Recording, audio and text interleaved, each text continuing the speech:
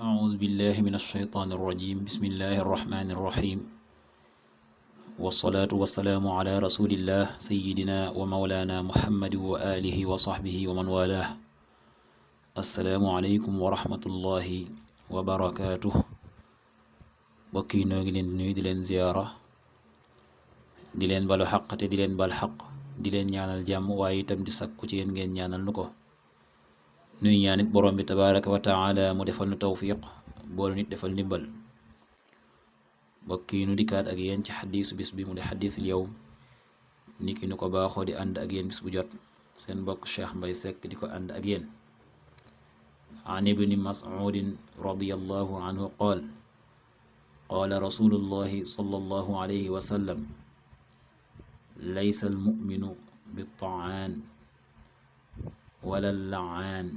wala alfaaxishi wala albadii rawahu tirmisi wa qaala xadiisun xasan.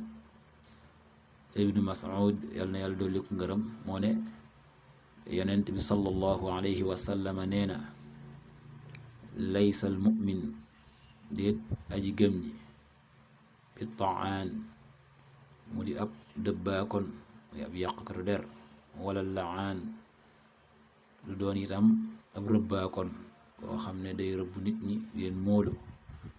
wala al faaxisi lu doon itam ku ñaaw aw làmmin ku ñaawi wax wala al badi naka noonu itam koo xam ne ay waxam lu ñaaw la nga xam ne wax yi muy wax lu doon wax yu am ay teggin wax yu ñàkk kersa lay wax wala al badi bu caagee nag ku ñàkk kersa ci ay waxam. yii yëpp yonent bi sallallahu alayhi wa sallam nee na koo xam ne ab jullit la du ci nekk benn aji gëm du ab yàqkatu der ku gëm du yàq ab der xam du yàq der nit ñi waaye itam du rëbb nit ñi di leen móolu leen ñaanal sori yërmande yàlla waaye itam ay waxam dana ko sàmm ba doon du doon wax yu ñaaw naka noonu itam ay jëfam la muy wax itam